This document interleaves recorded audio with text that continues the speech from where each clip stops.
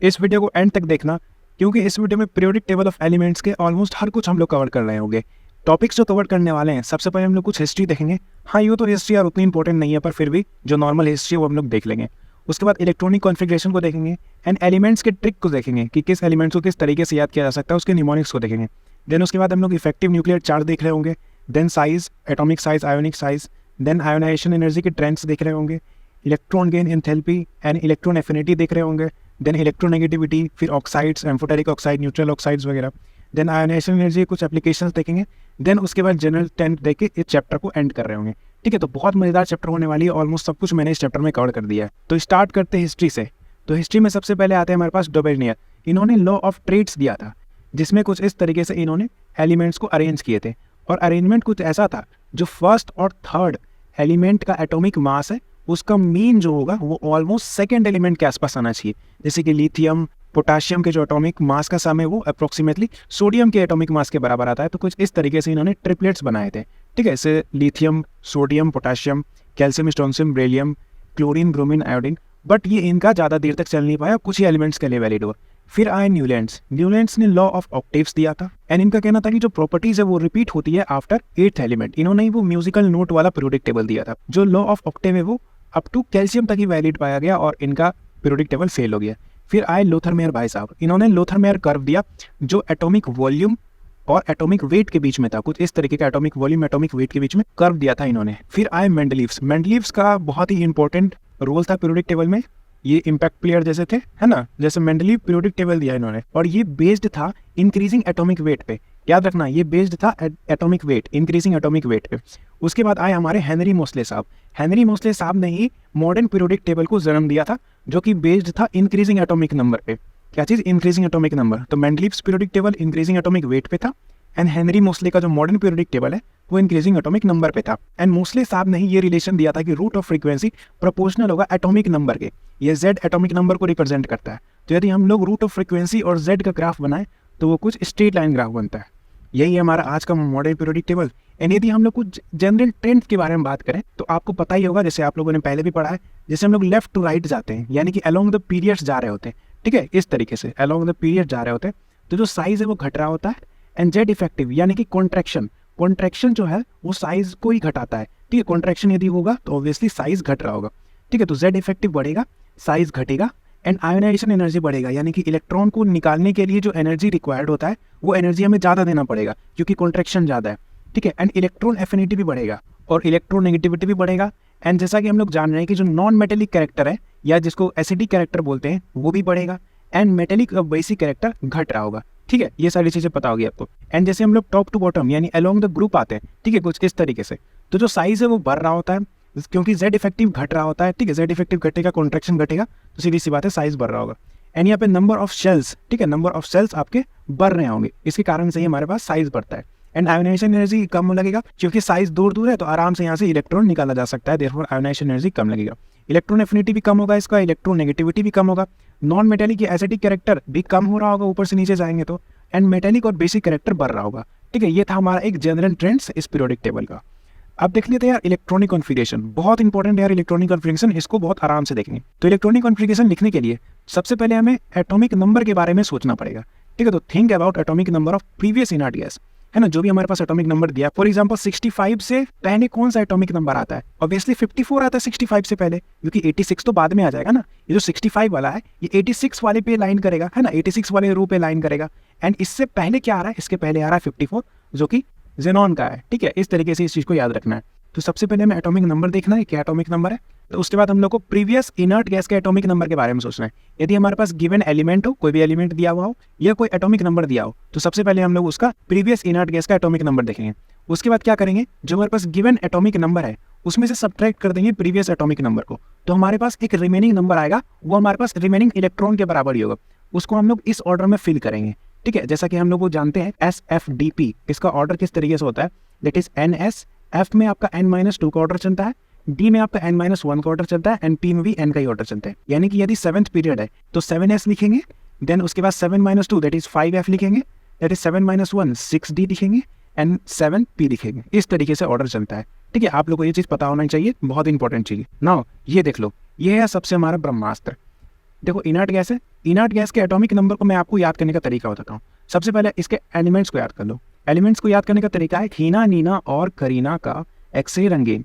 क्या चीज़? हीना, नीना और करीना का एक्सरे रंगीन, that is helium, neon, argon, krypton, xenon and radon. ठीक है, एंड ओजी से हो जाएगा ऑर्गेनिसन। अब देखो कुछ नंबर्स याद कर लो, जैसे 8, 8, 18, 18, 32, 32, बस इतने में ही काम खत्म हो जाएगा। 8, 8, 18, 18, 32, 32, 8, 8, 18, 18, 32, 32, इस नंबर को याद कर लो। और हीलियम का एटॉमिक नंबर होता है 2, ये तो यार सबको पता होगा, बच्चे को भी पता होता है, आप लोग को भी पता होगा। बस इसमें ये ऐड करते चलो, सबका एटॉमिक नंबर आ जाएगा। तो 8, 2, 10 हो गया। अब उसके बाद 10 में 8 ऐड करेंगे 18 हो गया। 18 में 18 ऐड करेंगे 36 हो गया। 36 में 18 ऐड करेंगे 54 हो गया। 54 में 32 ऐड करेंगे 86 हो गया। 86 में 32 ऐड करेंगे 118 हो गया। ठीक है, आपको सभी एटॉमिक नंबर याद हो जाएंगे, बस ये ऑर्डर याद कर लो, 8, 8, 18, 18, 32, 32। और हीलियम का एटॉमिक नंबर 2 होता है, उसके बाद तो ऐड ही करते चलना है। आपको जब भी कोई भी इलेक्ट्रॉनिक कॉन्फ़िगरेशन पूछा जाए तो आप सबसे पहले इस चीज़ को लिखोगे, उसके बाद अपना इलेक्ट्रॉनिक कॉन्फ़िगरेशन चालू करोगे। एंड एक और चीज़, इसके सामने ये सब भी चीज़ें आपको याद करनी है ना। सबसे पहले आपको लिखना है, देखो पीरियड 1, 2, 3, 4, 5, 6, 7। 1 के सामने लिखो S, देन फिर लिखो SP, देन फिर SP, then SDP, SDP, SFDP, SFDP। ठीक है, बहुत स्पीड में इसको लिखना है, S, SP, SP, SDP, SDP, SFDP, SFDP, S, SP, SP, SDP, SDP, SFDP, SFDP। ठीक है, इस चीज़ को इस तरीके से लिखना है। फॉर एग्जाम्पल जैसे मैंने यहाँ पे लिखा है 65 एटॉमिक नंबर। अब मुझे यार कुछ नहीं पता है, मुझे कुछ भी नहीं पता है कि क्या करना है। मैं सबसे पहले क्या करूंगा, इसके पहले वाले इनर्ट गैस का एटॉमिक नंबर सोचने की कोशिश करूंगा। अब वो मैं कैसे लिख सकता हूँ, वो मैं इस तरीके से लिख सकता हूँ। सबसे पहले मैं लिखूंगा हीना, नीना और करीना का एक्सरे रंगीन, और मुझे इसका 2 पता है, और फिर मुझे पता है 8, 8, 18, 18, 32। ठीक है, ये पता है मुझे। तो जैसे 2 और 8 कितना हो गया, 10, 10, 8, 18, 18, 18, 36, 36 और 18 कितना हो गया, 54, और 54 और 32 कितना हो गया, 86। ये चीज़ हो गया। अब देखो जो 65 है, 65 है और ये 54 है, यानी कि 65 से पहले क्या आ रहा है, जस्ट पहले 54 आ रहा है, यानी कि हम लोग पहले लिख देंगे XE। ठीक है, इसके सामने वाला ये लिख देंगे, XE लिख दिया। एंड ये जो 65 है ये आपका इस रो में होगा, याद रखना 65 आपका इस रो में होगा, क्योंकि 54 के बाद तो ये खत्म हो गया ना। इनर्ट गैस तो सबसे लास्ट में आता है, 54 के बाद तो खत्म हो गया। तो 65 आपका ऑब्वियसली 86 वाले रो में होगा। इसका सबसे पहले हम लोग को SFDP वाला ऑर्डर याद करना पड़ेगा। तो ये होगा S, SP, SP, SDP, SDP, SFDP। तो हमारे पास आ गया SFDP, तो हम लोग लिख देंगे फिर SFDP। अब देखो जो हमारे पास 65 है, 65 में हम लोग को ये 54 घटाना है। तो यदि 65 में से 54 घटा देंगे कितना आ जाएगा, 1 और 1, 11 आ गया। यानी कि अब इसको पुट कर देना है। देखो S मैक्सिमम कितना इलेक्ट्रॉन ले सकता है, S मैक्सिमम 2 इलेक्ट्रॉन ले सकता है। देखो मैं आपको बता देता हूँ, S जो है वो मैक्सिमम 2 इलेक्ट्रॉन ले सकता है, F जो है वो मैक्सिमम 14 इलेक्ट्रॉन ले सकता है, D जो है वो मैक्सिमम 10 इलेक्ट्रॉन ले सकता है, एंड P जो है वो मैक्सिमम 6 इलेक्ट्रॉन ले सकता है। ठीक है, तो इसी ऑर्डर में हमें ये बढ़ते चलना है। ठीक है, जब तक जो इस डायरेक्शन में हम लोग जा रहे हैं, जो पहले वाला भर नहीं जाता, आगे वाले पे हम लोग इलेक्ट्रॉन नहीं डालेंगे, पहले हम लोग को पहले वाला भरना है। ठीक है, तो इस तरीके से हम लोग यहाँ पे भरना चालू करते हैं। तो 2 ये खा गया, तो 11 में से 2 गया, कितना बचा हमारे पास 9, तो 9 इसके पास चला जाएगा, एंड ये दोनों 0, 0 रह जाएंगे। ठीक है, तो हमारे पास जो फाइनली 65 का जो इलेक्ट्रॉनिक कॉन्फ़िगरेशन आएगा वो आएगा हमारे पास XE। एंड ये कौन सा पीरियड में था, ये था हमारे पास 1, 2, 3, 4, 5, 6 पीरियड में। तो S हो जाएगा 6S2, एंड 6 - 2 कितना हो गया, 4F9। तो हमारे पास 65 जो भी एटॉमिक नंबर है उसका इलेक्ट्रॉनिक कॉन्फ़िगरेशन आएगा 6S2 एंड 4F9। ठीक है, तो इस तरीके से आपका इलेक्ट्रॉनिक कॉन्फ़िगरेशन बड़े ही आसानी से आप लिख सकते हो। देखो मैंने कुछ देखा, कुछ नहीं देखा है, मैंने सब कुछ खुद से किया है ना, सब कुछ खुद से किया। बस मुझे ये याद है, और बस ये याद है किस ऑर्डर में भरते चलना है, बस इतना काम कर लो, बड़ी आसानी से आप इलेक्ट्रॉनिक कॉन्फ़िगरेशन लिख ले जाओगे। अब कुछ इलेक्ट्रॉनिक कॉन्फ़िगरेशन में हो सकता है कई बार एक्सेप्शन हो, तो उस एक्सेप्शन वाले को भी हम लोग अभी आगे देखेंगे। एंड ये जो आपका 48 है, ये 48 मैं आपको देता हूँ होमवर्क, इसको आप लोग करके मुझे कमेंट में बताओगे। ठीक है, तो उम्मीद करता हूँ आप लोग ये इलेक्ट्रॉनिक कॉन्फ़िगरेशन वाली चीज़ें समझ गए होगे। एंड वो जो मैंने बताया कि जो S है वो 2 इलेक्ट्रॉन ले सकता है, F14 इलेक्ट्रॉन ले सकता है, D 10 इलेक्ट्रॉन ले सकता है, एंड P जो है वो मैक्सिमम 6 इलेक्ट्रॉन ले सकता है। एंड जो इलेक्ट्रॉन का फिलिंग है हम लोग इस डायरेक्शन में करते हैं, ये चीज़ को याद रखना। एंड एक और चीज़ जो F ब्लॉक है, F ब्लॉक में 2 सीरीज आते हैं, lanthanoid series and actinoid series. Lanthanoid series जो है वो 58 to 71 एलिमेंट तक आता है। तो यदि 58 to 71 एटॉमिक नंबर में कुछ भी आ जाए, समझ आना कि वो लेंथेनॉइड सीरीज का है एंड F ब्लॉक का है। एंड एक्टिनॉइड सीरीज जो है वो 90 एटॉमिक नंबर 90 to 103 के बीच में आता है। इसके बीच में कुछ भी आ जाए तो समझ आना वो एक्टिनॉइड सीरीज का है, दैट मीन्स F ब्लॉक का है। ठीक है, उम्मीद करता हूँ आप लोग समझ गए होंगे। नाउ अब हम लोग देख रहे हैं एलिमेंट्स और उसके ट्रिक। तो सबसे पहले देख लेते हैं S ब्लॉक। देखो इसमें हम लोग एक्सेप्शन भी देख रहे होंगे, तो S ब्लॉक में कोई एक्सेप्शन हमें देखने को नहीं मिलता है। ठीक है, जो अल्कली मेटल्स हैं, अल्कली मेटल्स को याद करने का तरीका है हलीना की रब से फरियाद, ऑब्वियसली। एंड जो ये ट्रिक्स हैं ये ट्रिक्स मेरे बनाए हुए नहीं है, ये जो ट्रिक्स है यही मार्केट में चलते आ रहे हैं, एंड जो भी क्रिएटर्स ने इन ट्रिक्स को बनाया है सारा क्रेडिट उनको जाता है। ठीक है, मैं आपको सिर्फ ये बता रहा हूँ, आप इसको अच्छे तरीके से याद कर लो। तो अल्कली मेटल्स का ट्रिक है, हनीना की रब से फरियाद, H से हो जाएगा हाइड्रोजन, Li से लिथियम, Na से सोडियम, K से पोटेशियम, Rb से रुबेडियम, Ce से सीजियम, Fr से फ्रेंशियम। ठीक है, Fr से फ्रेंशियम। अल्कलाइन अर्थ मेटल का एग्जांपल है बेटा मांगे कार स्कूटर बाप राजी। बेटा से हो जाएगा ब्रेलियम, देन मैग्नीशियम, कार से कैल्शियम, स्कूटर से स्ट्रोंशियम, बाप से बेरियम, राजी से रेडियम। इस तरीके से याद कर सकते हो। ठीक है, चलो अब यदि पी ब्लॉक का देख लें तो पी ब्लॉक में भी कोई एक्सेप्शन देखने को नहीं मिलता है। ठीक है, किसी भी तरीके का कोई एक्सेप्शन नहीं है। इसको याद किस तरीके से रख सकते हैं पी ब्लॉक एलिमेंट्स को? तो सबसे पहले बोरोन फैमिली का देखें तो बोरोन फैमिली का ट्रिक है बैंगन आलू गाजर इन थैला। ठीक है, बैंगन आलू गाजर इन थैला, that means boron aluminium gallium indium thallium. ठीक है, कार्बन फैमिली का ट्रिक है कहे शिवजी सुने पार्वती, कहे शिवजी सुने Parvati, carbon silicon germanium tin and lead. इस तरीके से याद रखा जा सकता है। नाइट्रोजन फैमिली का ट्रिक है न्यूजीलैंड पाकिस्तान ऑस्ट्रेलिया सब बिजी, न्यूजीलैंड पाकिस्तान ऑस्ट्रेलिया सब busy, nitrogen phosphorus arsenic antimony bismuth. ठीक है, ऐसे याद रख लो। ऑक्सीजन फैमिली का ट्रिक है उससे टीपो, टीपो मतलब होता है चीटिंग करना, छापना। ठीक है, तो कह रहा है कि उससे टीपो, उससे टीपो। ठीक है, उससे टीपो। Oxygen sulphur selenium tellurium polonium. ठीक है, ना यदि हेलोजेंस की बात करें, देखो जो ऑक्सीजन फैमिली है इनको चैल्कोजेंस भी बोलते हैं, यानी फ्लोरीन वाले फैमिली को हेलोजेंस बोलते हैं। तो इनका ट्रिक है फिर कल बाहर आई आंटी। ठीक है, फिर कल बाहर आई aunty, fluorine chlorine bromine iodine astatine. ठीक है, मैं यदि बात करें इनर्ट गैसेस यानी नोबल गैसेस की, तो इनका ट्रिक्स है हीना नीना और करीना का एक्सरे रंगीन। ठीक है, हीना यानी कि हीलियम भी आ जाता है, हीलियम, देन नीना, हीना नीना और करीना का एक्सरे रंगीन, that means helium neon argon krypton xenon and radon. ठीक है, तो कंप्लीट पी ब्लॉक एलिमेंट आप इन ट्रिक से याद कर सकते हो। चलिए बात करें डी ब्लॉक एलिमेंट्स की, तो इनमें एक्सेप्शन देखने को मिलते हैं एंड एफ ब्लॉक एलिमेंट्स में भी एक्सेप्शन देखने को मिलते हैं। सो डी ब्लॉक एलिमेंट्स में सबसे पहले हम लोग देख रहे हैं 3D सीरीज, जिसमें स्कैंडियम वगैरह आ जाता है। तो 3D सीरीज में जो एलिमेंट्स हैं उनको याद करने का ट्रिक है सुन तू विवाह कर ले मुझसे फिर कोई नहीं कहेगा जानू। कोई अपनी जानू को विवाह के लिए अप्रोच कर रहा है और कह रहा है कि सुन तू विवाह कर ले मुझसे फिर कोई नहीं कहेगा जानू, दैट इज सुन तू विवाह कर ले मुझसे फिर कोई नहीं कहेगा जानू। Scandium, titanium, vanadium, chromium, manganese, iron, cobalt, निकल, कॉपर एंड जिंक। ठीक है, एंड जो सबसे लास्ट वाली सीसी है, दैट मीन्स टोटल 3 सी है इसमें, क्रोमियम, कोबाल्ट एंड कॉपर। तो सबसे फर्स्ट एंड लास्ट वाले जो सी है उनमें एक्सेप्शन आता है। कैसा एक्सेप्शन आता है? जो एस का एक इलेक्ट्रॉन होगा वो डी में ट्रांसफर हो जाएगा। ठीक है, जैसे एस का एक इलेक्ट्रॉन है वो डी में ट्रांसफर हो गया। जो भी इलेक्ट्रॉनिक कॉन्फ़िगरेशन है एज इट इज आप लिख दो, जैसे इसका जनरली इलेक्ट्रॉनिक कॉन्फ़िगरेशन होता है, जो भी डी है और एस है उसको लिख दो। ठीक है, एस में सब में दो इलेक्ट्रॉन भर दो, जो एक्सेप्शन होगा एस से कूद के वो डी में चला जाएगा। ठीक है, एंड जो भी इसके नंबर्स हैं, जिस भी नंबर्स पे आ रहा है जैसे 1 2 3 4 5 6, ये उठा के डी में डाल दो, बस इतना ही आपको काम करना है। क्योंकि जो आर्गन है, आर्गन का आपका एटॉमिक नंबर होता है 18। ठीक है, दैट इज 21 में यदि 18 माइनस करोगे तो ये आएगा 3। तो इसमें से 2 इलेक्ट्रॉन एस में पहले जाएगा, देन उसके बाद 1 इलेक्ट्रॉन डी में जाएगा। ठीक है, तो इस तरीके से ऑर्डर चलते जाता है। एंड जहाँ जहाँ एक्सेप्शन है वहाँ पे जो एस का एक इलेक्ट्रॉन है वो कुदक के डी में चले जाता है, एस का इलेक्ट्रॉन कुदक के डी में चले जाता है। यहाँ पे एक्चुअली होता क्या, यहाँ पे होता 3d4 4s2, लेकिन यहाँ से एस का एक इलेक्ट्रॉन डी में चला आया। यहाँ से कॉपर में भी क्या होता, कॉपर में होता 3d9 4s2, लेकिन यहाँ से एक इलेक्ट्रॉन 3d में चला गया तो यहाँ पे 3d10 हो गया। ठीक है, तो इस तरीके से इनका एक्सेप्शन चलता है। मैं यदि 4D सीरीज की बात करें तो इसको याद करने का ट्रिक है ये जिंदगी नहीं मोहब्बत तुम्हारी रो रो कर पुकारेगी आज चांदनी। क्या चीज? ये जिंदगी नहीं मोहब्बत तुम्हारी रो रो कर पुकारेगी आज चांदनी, है ना, कोई शायरी कर रहा है। That is yttrium, zirconium, niobium, molybdenum, technetium, ruthenium, rhodium, palladium, silver and cadmium. ठीक है, इसमें ऑलमोस्ट सब में ही एक्सेप्शन होते हैं। येट्रियम, जिरकोनियम, टेक्नीशियम और कैडमियम को छोड़ के सब में आपके एक्सेप्शन हो जाएंगे। ठीक है, तो इनिशियल 2 छोड़ दो और लास्ट वाले छोड़ दो और अपने टेक्निकल गुरुजी को छोड़ दो। ठीक है, तो बाकी सब में आपके एक्सेप्शन हो जाएंगे। एंड जो प्लेटियम है ये तो और ओवर स्मार्ट बन गया, इसमें तो डबल एक्सेप्शन हो जाएगा, है ना, इसमें 2 इलेक्ट्रॉन चल जाएंगे, एस के दोनों ही इलेक्ट्रॉन डी में कुदक के चल जाएंगे।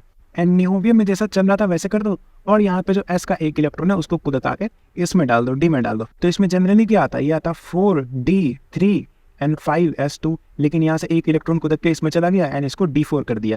एंड सिमिलरली मोलिब्डेनम में भी एक इलेक्ट्रॉन इसमें आ जाएगा, ल्यूथेनियम में भी एक इलेक्ट्रॉन इसमें चला जाएगा, रोडियम में भी एक इलेक्ट्रॉन इसमें आ जाएगा, पैलेडियम में दोनों के दोनों ही इलेक्ट्रॉन इसमें आ जाएंगे, ठीक है, दोनों के दोनों इलेक्ट्रॉन आ जाएंगे। यहाँ पे जनरली क्या होता है, देखो ये कितने नंबर पे आ रहा है यार, 1 2 3 4 5 6 7 8, 8वें नंबर पे आ रहा है ना, तो यहाँ पे जनरली होना चाहिए था 4d8 5s2, लेकिन यहाँ पे दोनों के दोनों इलेक्ट्रॉन इसमें चल जाएंगे एंड ये 4d10 बना देगा, ठीक है। इस तरीके से यहाँ पे चलता है। सिल्वर में भी एक एक्सेप्शन आता है, एक इलेक्ट्रॉन आ जाता है, एंड कैडमियम में कोई एक्सेप्शन नहीं है, ये अपना सीधा साधा आदमी है, ठीक है। तो उम्मीद करता हूँ आप लोग 3D एंड 4D सीरीज समझ गए होंगे। ना 5D सीरीज का एग्जाम्पल है ला हफ्ता, है ना, कोई एक ताऊ है उससे हफ्ता वसूली किया जा रहा है, तो कोई कह रहा है कि ला हफ्ता ताऊ वरना रे उस आयरन रॉड से पिटाई और हो गई, है ना, पूरा धमकी दे दिया मारने का। तो ला यानी कि एल ए से होता है लेंथेनम, जो लेंथेनम है वो भी 5D सीरीज का ही एलिमेंट है, इस चीज को याद रखिएगा, ठीक है। लेंथेनम और एक्टिनम जो है वो डी ब्लॉक के एलिमेंट्स है, वो आपके एफ ब्लॉक के एलिमेंट्स नहीं है, इस चीज को अच्छे से याद रखिएगा। तो यहाँ पे एक लेंथेनम भी आएगा, हालांकि यहाँ पे नहीं लिखा हुआ है, लेकिन लेंथेनम भी आएगा। तो ला हफ्ता ताऊ वरना रे उस आयरन रॉड से पिटाई और होगी, ठीक है। That is hafnium, tantalum, tungsten, rhenium, osmium, iridium, platinum, gold and mercury, ठीक है। एंड यहाँ पे आपके जो महंगे महंगे एलिमेंट है दैट इज प्लेटिनम और गोल्ड, महंगे एलिमेंट है, इसमें आपका एक्सेप्शन होगा, दैट इज यहाँ से एस का एक इलेक्ट्रॉन कुदक के दोनों में ही आ जाएगा, यहाँ पे दोनों डी में आ जाएगा एस का एक इलेक्ट्रॉन, ठीक है, एस में एक एक इलेक्ट्रॉन बचेगा। तो उम्मीद करता हूँ आप लोग ये सारे एग्जाम्पल्स समझ गए होंगे, कैसे याद करना ये समझ गए होंगे, एंड क्या क्या इसमें एक्सेप्शन है वो भी समझ गए होंगे। नाउ नेक्स्ट है एफ ब्लॉक। एफ ब्लॉक में यार lanthanide series and actinide series आती है। जैसा मैंने बोला था लेंथेनाइट सीरीज 58 एलिमेंट से लेके 71 एटॉमिक नंबर तक होती है, and actinide series 90 atomic number से लेके 103 एटॉमिक नंबर तक होती है। एंड इसमें यार एक्सेप्शन ही एक्सेप्शन है, बढ़ बढ़ के एक्सेप्शन होते हैं इसमें। एंड याद रखना ये जो लेंथेनम है, लेंथेनम आपका डी ब्लॉक का एलिमेंट है, ये आपका एफ ब्लॉक का एलिमेंट नहीं है। सिमिलरली एक्टिनम भी आपका डी ब्लॉक का एलिमेंट है, एफ ब्लॉक का एलिमेंट नहीं है। तो यार देखो लेंथेनाइट सीरीज को याद करने का ट्रिक है, सीने पर नदियां प्रेम सी समाई, यूं गदगद तब दिल हुआ, अरे तुम ये भी लूट लो, है ना, क्या लाइन कह दिया। सीने पर नदियां, देखो सीने पर नदियां प्रेम सी समाई, यूं गदगद तब दिल हुआ, अरे तुम ये भी लूट लो। क्या बात है यार, यहाँ हो जाएगा cerium, praseodymium, neodymium, promethium, samarium, europium, gadolinium, terbium, dysprosium, holmium, erbium, thulium, ytterbium, lutetium, ठीक है। यदि कुछ गलत प्रोनाउंस किया होगा तो उसके लिए सॉरी, बट यार इसी तरीके से इसको करते हैं। एंड आपको प्रोनाउंसिएशन से मतलब नहीं है, आपको एलिमेंट से मतलब है, और यहाँ पे हर एलिमेंट से मतलब ही नहीं आ रहा है एफ ब्लॉक में। एफ ब्लॉक में इसे इलेक्ट्रॉनिक कॉन्फ़िगरेशन देखना है तो ज़्यादातर आपका यूरोपियम और गैडोलिनियम का ही इलेक्ट्रॉनिक कॉन्फ़िगरेशन पूछता है। एंड गैडोलिनियम जो यार सपने में भी आपको याद होना चाहिए, बहुत ही इंपॉर्टेंट है। एंड इसका एटॉमिक नंबर होता है यार 64, ठीक है, याद रखना 64 होता है आपका गैडोलिनियम का एटॉमिक नंबर।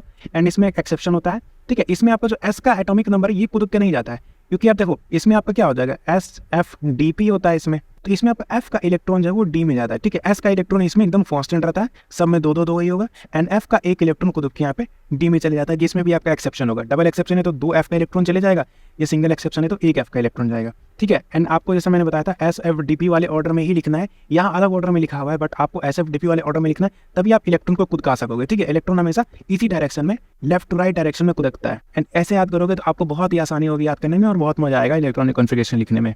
चलिए एक्टिनाइट सीरीज की बात करें तो एक्टिनाइट सीरीज जैसा मैंने बोला 90 से 103 एलिमेंट तक होता है। एंड इसको याद करने का तरीका तारों पर उनकी नज़र पड़ी, तारों पर उनकी नज़र पड़ी, आसमान चमका बिजली कड़की, एहसान फरामोश मंचली निकली लड़की। क्या कह रहा हूँ मैं, कह रहा हूँ कि तारों पर उनकी नज़र पड़ी, ठीक है, तारों पर उनकी नज़र पड़ी, आसमान चमका बिजली कड़की, एहसान फरामोश मंचली निकली लड़की, ठीक है। Thorium, protactinium, uranium, neptunium, plutonium, americium, curium, berkelium, californium, einsteinium, fermium, mendelevium, nobelium and lawrencium, ठीक है। इस तरीके से आप एक्टिनाइट सीरीज याद कर सकते हो। इसमें भी आपका बहुतों में आपका एक्सेप्शन है, जैसे आपका थ्योरियम में डबल एक्सेप्शन है, एफ का दोनों ही इलेक्ट्रॉन को देख के यहाँ पे आपका डी में चले जाता है।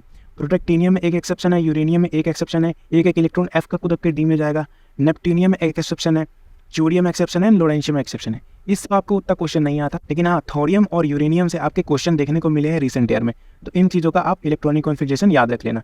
एंड जिन जिन में मैंने यहाँ पे टिक मारा हुआ है उस टिक वाले का आपको इलेक्ट्रॉनिक कॉन्फ़िगरेशन बहुत अच्छे से याद होना चाहिए। आपको कोई नींद में उठाकर पूछे तो भी आपको उसका इलेक्ट्रॉनिक कॉन्फ़िगरेशन याद होना चाहिए, ठीक है।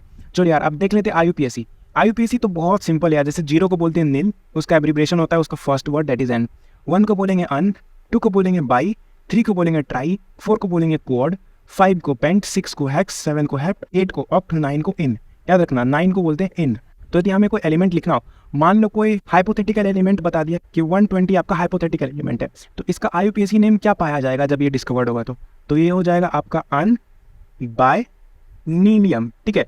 जो IUM लगाते हैं हम लोग लास्ट में, IUM होता है आपका प्रीफिक्स, ठीक है, IUM आपका प्रीफिक्स लगता है जो कि आपके सभी के लास्ट में लगेगा, ठीक है। उसी तरीके से यहाँ पे ये लिखा हुआ है, जैसे 101 को क्या बोलेंगे, अनिल अनियम, है ना। 111 को क्या बोलेंगे, अनियम। 116 को क्या बोलेंगे, अन हेक्सियम, ठीक है। इस तरीके से होगा। एंड ये वाला आपका सिंबल होता है। ऑफिशियल नेम जो है उसको भी याद करना बहुत जरूरी है, क्योंकि इससे भी एक बार PYQ आ चुका है ऑफिशियल नेम से। एंड ये आपको इसी ऑर्डर में याद करना है, दैट इज फ्रॉम 101 to 118। तो इन सभी को याद करने का ट्रिक है ना। अब ये ट्रिक यार मेरा नहीं है, ये जिस भी क्रिएटर का ट्रिक है पूरा क्रेडिट उनको जाता है, मैं आपको बस बता रहा हूँ। इसका ट्रिक यार, Mendeleev get Nobel in Lawrence, ठीक है, Mendeleev get Nobel in Lawrence, Rutherford डूबे सी में, बोर हंस मत। रदरफोर्ड सी में डूब रहे हैं और बोर हंस रहा है, तो वही बोला जा रहा है कि रदरफोर्ड डूबे सी में, बोर हंस मत, है ना। और ये सब देख के डर से रोए कॉपर। सो रदरफोर्ड डूबे सी में, बोर हंस मत, डर से रोए कॉपर। उसके बाद Neha fly to Moscow to live with 10 original gangster, ठीक है। Neha fly to Moscow to live with 10 OG। Neha fly to Moscow to live with 10 OG, ठीक है। इस तरीके से आप लोग याद कर सकते हो, बहुत आसानी से पूरा याद हो जाएगा। वापस बता देता हूँ आप लोग को, Mendeleev gets Nobel in Lawrence, Rutherford डूबे सी में, बोर हंस मत, डर से रोए copper, Neha fly to Moscow to live with 10 OG, ठीक है। इस तरीके से आप लोग याद कर सकते हो। नाउ अब स्टार्ट करते हैं यार पीरियोडिक ट्रेंड्स को, ठीक है। तो पीरियोडिक ट्रेंड्स में सबसे पहले हमें इफेक्टिव न्यूक्लियर चार्ज को देखना है, जिसे हम लोग Z इफेक्टिव बोलते हैं, ठीक है। Z एटॉमिक नंबर होता है और इफेक्टिव उसका इफेक्टिव न्यूक्लियर चार्ज हो जाएगा। इफेक्टिव न्यूक्लियर चार्ज किस चीज़ को बोल सकते हैं, नेट अट्रैक्शन या नेट कॉन्ट्रैक्शन को। देखो जैसे कि ये न्यूक्लियस है ना, न्यूक्लियस में पॉजिटिव चार्ज होगा, एंड ये सारे ही ऑर्बिटल्स हैं हमारे। एंड ऑर्बिटल्स में क्या प्रेजेंट होते हैं, ऑर्बिटल्स से प्रेजेंट होते हैं आपके इलेक्ट्रॉन्स, इस तरीके से इलेक्ट्रॉन है ना, ये सभी आपके सेल्स हो जाएंगे। सेल्स के अंदर सब सेल्स, फिर उसके अंदर ऑर्बिटल्स होते हैं ऑब्वियसली। जहाँ पे ये इलेक्ट्रॉन्स है, इलेक्ट्रॉन्स पे इस पॉजिटिव चार्ज यानी कि न्यूक्लियस की वजह से एक अट्रैक्शन लग रहा होगा, पक्की बात है ये। एंड इलेक्ट्रॉन और इलेक्ट्रॉन के बीच में रिपल्शन लग रहा होगा, ये भी आप लोग जानते हो। तो यही देखो, इसके कारण से अट्रैक्शन लग रहा है पॉजिटिव चार्ज के कारण से, एंड इस इलेक्ट्रॉन के कारण से इस एक पर्टिकुलर अगर इलेक्ट्रॉन का रेफरेंस लें तो इस पे इस इलेक्ट्रॉन से रिपल्शन लग रहा है एंड न्यूक्लियस से अट्रैक्शन लग रहा है। तो यहाँ पे एक प्लस यानी कि अट्रैक्शन पे लग रहा है एंड एक माइनस यानी कि रिपल्शन लग रहा है। तो इस वजह से यहाँ पे नेट लिया जाता है ना। उसी चीज को बोलते हैं Z इफेक्टिव। Z इफेक्टिव होता है हमारे पास atomic number which is Z minus sigma, ठीक है। सिग्मा क्या होता है हमारे पास, सिग्मा होता है स्क्रीनिंग कांस्टेंट, ठीक है। स्क्रीनिंग कांस्टेंट कि कितना उस पर ये रिपल्सन लग रहा है इलेक्ट्रॉन इलेक्ट्रॉन। और ये स्क्रीनिंग कांस्टेंट आप पर डिपेंड करता है ऑर्बिटल्स पे, है ना, सबसेल्स पे, जैसे कि SPDF आपके सबसेल्स हैं। तो सबसे ज्यादा स्क्रीनिंग कांस्टेंट किसका होता है, S का, देन P का, देन D का, देन F का। D और F में पुअर शील्डिंग यानी कि इनका पुअर स्क्रीनिंग कांस्टेंट, ये कह सकते हैं पुअर शील्डिंग होता है, ठीक है। यानी कि D और F के केस में ये जो सिग्मा है ये बहुत बहुत कम होगा, और S और P के केस में ये सिग्मा ज्यादा होगा, यानी कि ज्यादा रिपल्शन लग रहा होगा यहाँ पे इलेक्ट्रॉन में, ठीक है। तो उसके कारण से क्या होगा, जो नेट अट्रैक्शन है वो कम हो जाएगा, सीधी सी बात है। एंड D और F में कम यहाँ पे स्क्रीनिंग कांस्टेंट होगा, कम शील्डिंग होगा, पुअर शील्डिंग होगा, देयरफॉर यहाँ पे कॉन्ट्रैक्शन ज्यादा होगा, देयरफॉर साइज छोटा हो जाएगा।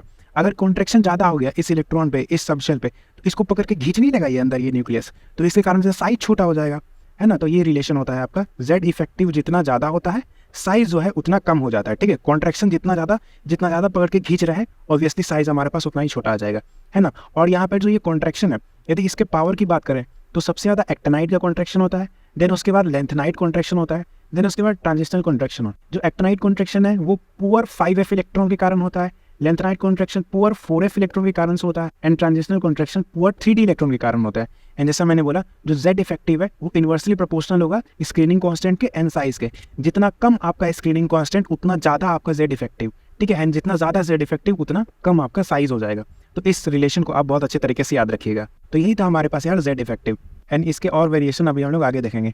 चलिए अभी हम लोग देख लेते हैं साइज को। तो साइज में हम लोग देखेंगे atomic radius, ionic radius and block wise size को।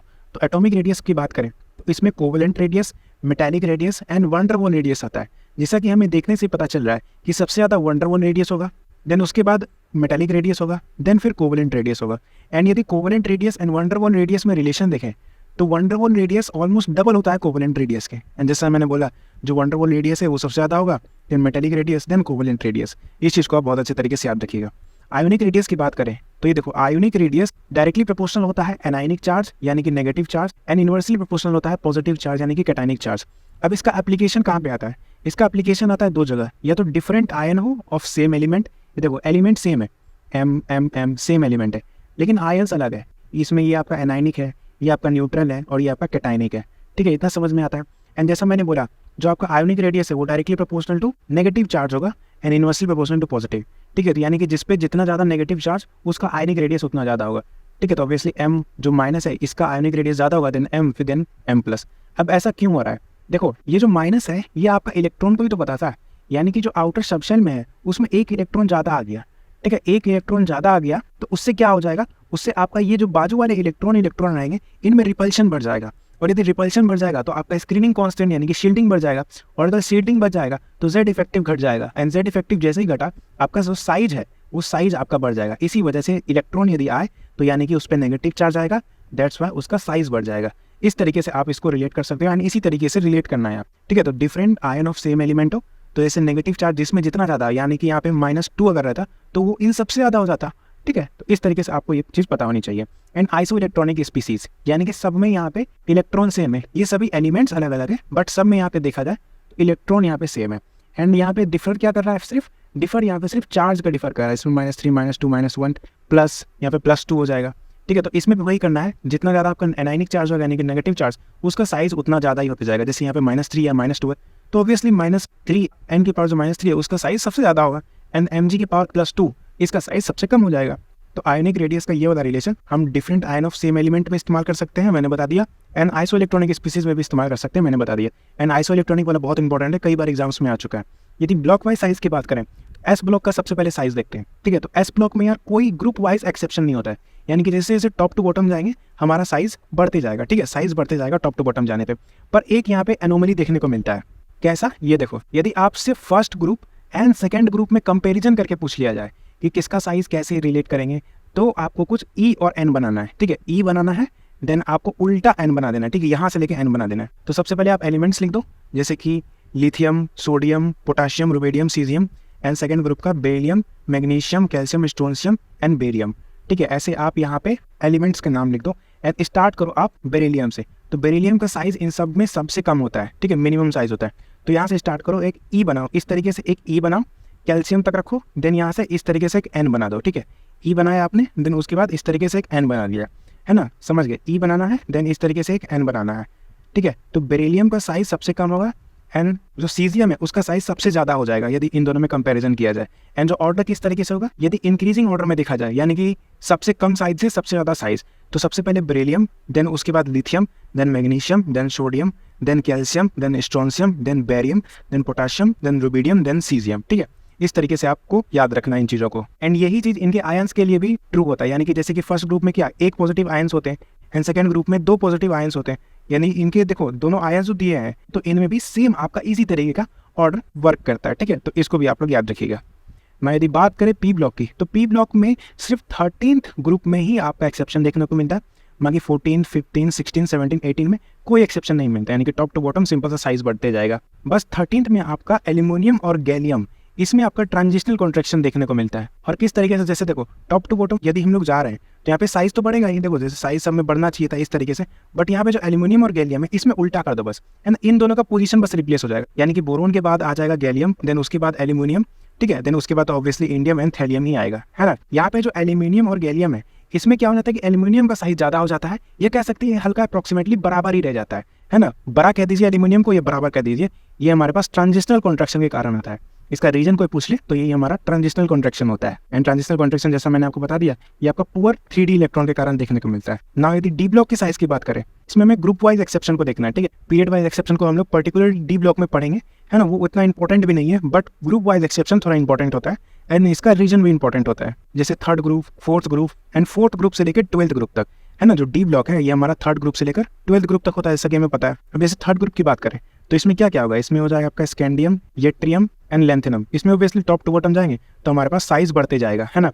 And 4th to 12th group कुछ इस तरीके का ऑर्डर चलता है, यानी कि आप देखो जो 3D सीरीज में होगा उससे बड़ा 4D series, and 4D series और 5D सीरीज का साइज बराबर हो जाता है ना। जैसे 4th ग्रुप का यदि बात करें तो इसमें सबसे पहला क्या है, सबसे पहले titanium, then zirconium, then hafnium. इसमें टाइटेनियम से बड़ा होगा जिरकोनियम, एंड जिरकोनियम और हॉफनियम का साइज ऑलमोस्ट बराबर हो जाएगा। ठीक है, एंड ऐसा सेम टू सेम आपका 4th से लेके 12th ग्रुप तक चलता है। एंड ये रीजन क्या है इसका, ऐसा क्यों होता है, ड्यू टू लेंथेनाइड कॉन्ट्रैक्शन। याद रखना, यहाँ पे पी ब्लॉक में हमने ट्रांजिशनल कॉन्ट्रैक्शन देखा था, डी ब्लॉक में इसका रीजन हो जाता है ये आपका जिरकोनियम और हॉफनियम, एंड इसी तरीके से आपका 4D series and 5D series में सिमिलर साइज का रीजन हो जाता है लेंथेनाइड कॉन्ट्रैक्शन। ठीक है। एंड इसके कारण से इनका जो प्रॉपर्टीज है वो भी कहीं ना कहीं सिमिलर देखने को मिलता है हमें, ठीक है। तो ये काफी इंपॉर्टेंट क्वेश्चन है, आप लोग याद रखिएगा। चलिए आगे बढ़ते हैं। आगे हमारे पास ionisation energy. So ionisation energy होता है energy required to remove electron from isolated gaseous atoms, यानी कि एक एटम से इलेक्ट्रॉन को निकालने के लिए, पकड़ के बाहर निकालने के लिए उसमें कितना एनर्जी देना पड़ेगा, वही एनर्जी होता है आयोनाइजेशन एनर्जी, ठीक है। इसका डेफिनेशन समझिए होगे, energy required to remove electron from isolated gaseous atom. अब देखो यार, अब ये जो है आयोनाइजेशन एनर्जी, इसमें हम हमेशा एनर्जी देते हैं, है ना। एनर्जी कभी भी हमें मिलता नहीं है, यानी कि जब हम लोग एनर्जी दे रहे होते हैं तो हम लोग उसको क्या बोलते हैं, एंडो, है ना, एनर्जी दे रहे हैं, इसको बोलते हैं हम लोग एंडोथर्मिक। तो आयोनाइजेशन एनर्जी जो है ये हमेशा ऑलवेज एंडोथर्मिक होता है। देयरफॉर जो डेल्टा एच है यहाँ पे एंथैल्पी, वो हमारे पास हमेशा पॉजिटिव आ जाएगा। एंड ये ऑलवेज, हमेशा, कभी भी इसका कोई एक्सेप्शन देखने को नहीं मिलता। ऐसा नहीं कि आयोनाइजेशन एनर्जी किसी चीज के लिए एक्सोथर्मिक हो जाएगा, ऐसा कभी नहीं, हमेशा वो एंडोथर्मिक होगा। देयरफॉर डेल्टा एच पॉजिटिव होगा ऑलवेज।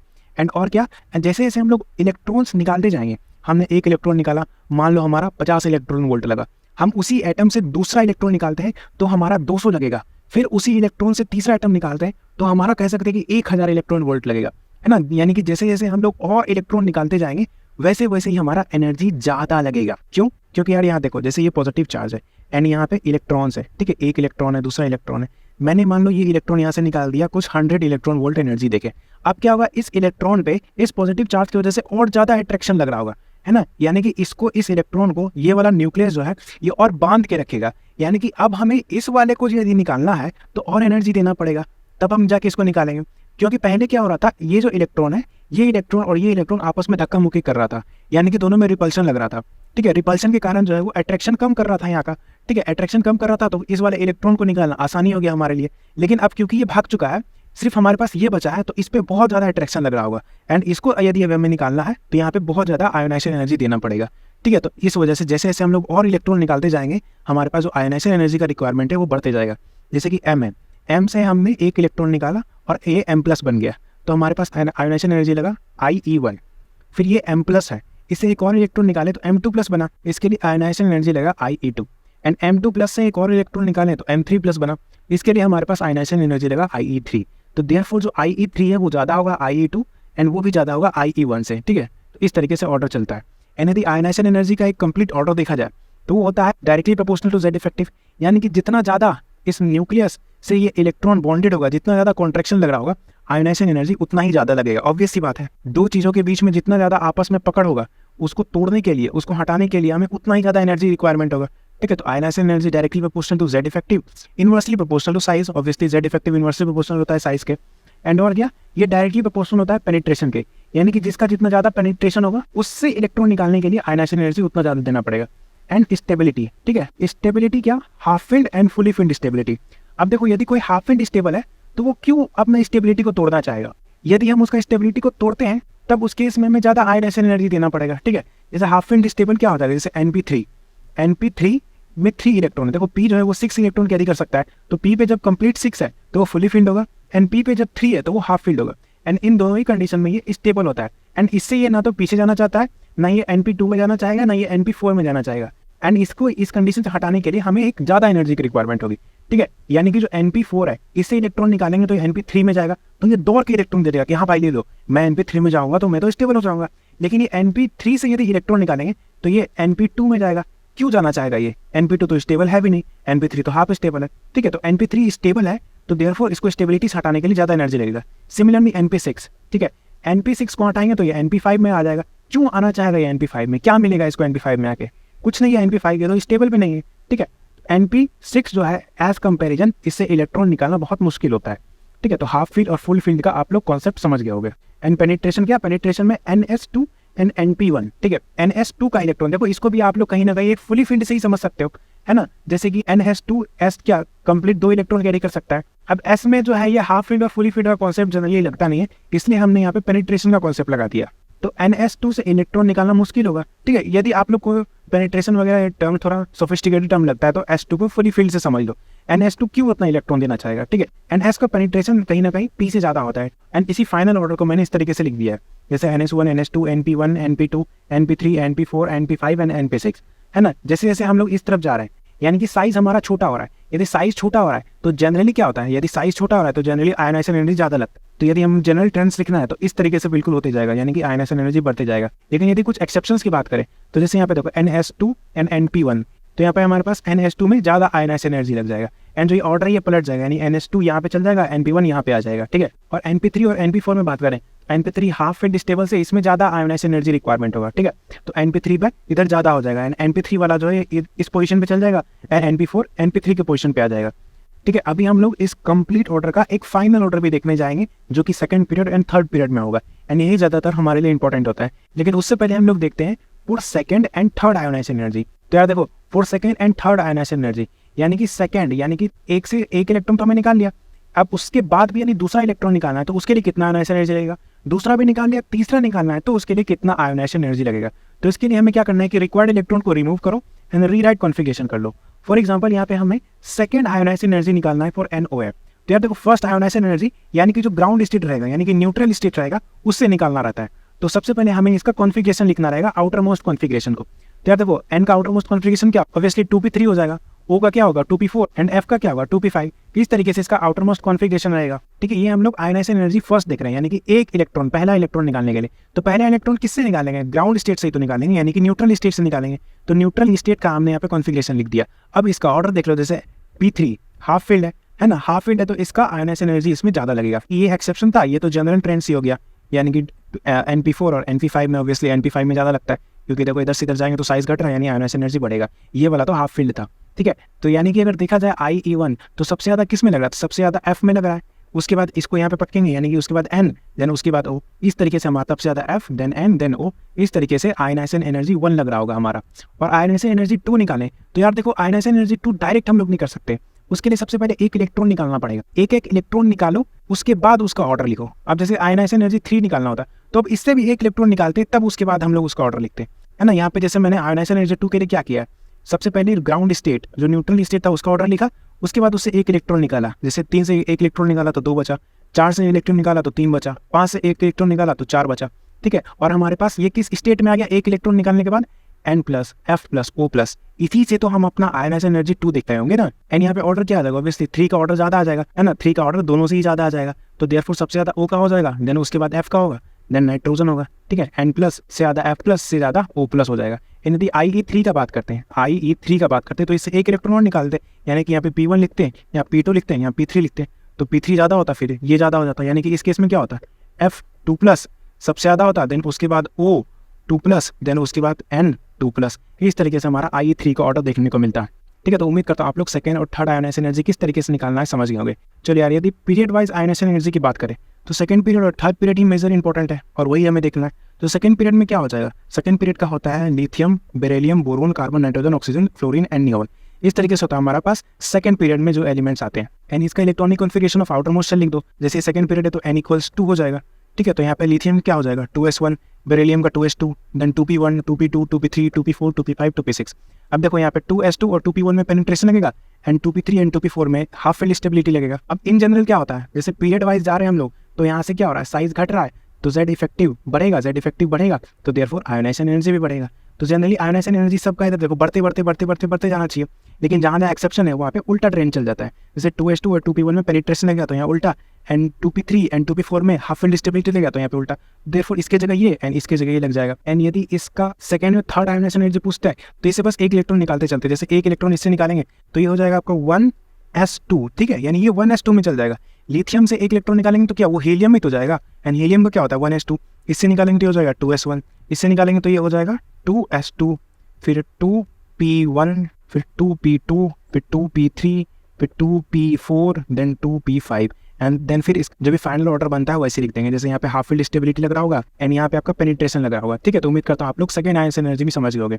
एंड यदि इसका एक ऑर्डर लिख दिया जाए तो सबसे पहले लिथियम आएगा, देन बोरोन आएगा, देन बेरिलियम आएगा, then carbon, then oxygen, then nitrogen, then fluorine, then neon, है ना। यहाँ पे आपका जो ऑक्सीजन और नाइट्रोजन है इसका ऑर्डर बदलेगा, एंड जो आपका बोरोन एंड बेरिलियम है इसका ऑर्डर बस इंटरचेंज हो जाएगा आपस में, ठीक है। बाकी इस तरीके से जनरल होता है वैसा ही रहेगा। उम्मीद करता हूँ आप लोग सेकंड समझ गए होगे। थर्ड की बात करें तो थर्ड में बिल्कुल ऐसा ही है। थर्ड में क्या क्या आ जाएगा, sodium, magnesium, aluminium, silicon, phosphorus, sulphur, chlorine and argon, है ना। सोडियम का क्या हो जाएगा 3s1, मैग्नीशियम का 3s2, then 3p1, 3p2, 3p3, 3p4, 3p5, 3p6, and 3s2 and 3p1 में आपका पेनिट्रेशन लगेगा, N3p3 N3p4 में आपका हाफ फील्ड स्टेबिलिटी लगेगा, एंड देयरफॉर यहाँ पे इंटरचेंज हो जाएगा आपस में। एंड जैसा ऑर्डर मैंने इसका बताया था, जिस तरीके से इंटरचेंज हुआ था उस तरीके से यहाँ पे भी इंटरचेंज हो जाएगा। एंड यदि फाइनल ऑर्डर की बात करें तो हो जाएगा Na, then aluminium, then magnesium, then silicon, then sulphur, then phosphorus, then chlorine, then argon. ठीक है, इस तरीके से आपका फाइनल ऑर्डर हो जाएगा। बेसिकली बस इन दोनों को जहाँ जहाँ इंटरचेंज है आयनाइजेशन एनर्जी में, वहीं पे बस इसको पलटा के रख दो। ठीक है, इंटरचेंज कर दो जहाँ पे एक्सेप्शन है। तो उम्मीद करता हूँ आप लोग पीरियड वाइज आयनाइजेशन एनर्जी समझ गए होंगे। यदि ब्लॉक वाइज आयनाइजेशन एनर्जी बात करें तो एस ब्लॉक में यार कोई एक्सेप्शन नहीं है। ठीक है, नो एक्सेप्शन, यानी कि ionisation energy inversely proportional to size हो जाएगा। तो जिस तरीके का उसका साइज है वैसे ही आपका आयनाइजेशन एनर्जी करते चलो, यानी कि टॉप टू बॉटम में यदि चलेंगे, ब्लॉक वाइज बात करें तो यदि टॉप टू बॉटम आएंगे तो साइज बढ़ रहा है, आयनाइजेशन एनर्जी घटेगा। पी ब्लॉक में एक्सेप्शन होता है। पी ब्लॉक में एक्सेप्शन सिर्फ आपका 13th यानी बोरोन फैमिली एंड 14th यानी कार्बन फैमिली में होता है। 15, 16, 17, 18 में कोई एक्सेप्शन नहीं है। मतलब टॉप टू बॉटम जाओ, आपका साइज बढ़ेगा, आयनाइजेशन एनर्जी घटते रहेगा। आपका बोरोन में थोड़ा ज़्यादा एक्सेप्शन हो जाता है। देखो बोरोन का यदि बात करें तो यहाँ पे एल्यूमिनियम और गैलियम में आपका ट्रांजिशनल कॉन्ट्रैक्शन लग रहा है, तो यहाँ पे आपका एक्सेप्शन आएगा। अब देखो जनरल क्या होता है, इन जनरल ऊपर से नीचे आते हैं तो साइज बढ़ रहा है यानी आयनाइजेशन एनर्जी घटता, इस तरीके से बिल्कुल घटते हुए दिखता। लेकिन यहाँ पे जहाँ जहाँ एक्सेप्शन है इसमें और इसमें, लास्ट वाले में तो कार्बन और बोरोन दोनों में ही एक्सेप्शन है, एंड बोरोन वाले में एल्यूमिनियम और गैलियम में एक एक्स्ट्रा एक्सेप्शन आ जाएगा।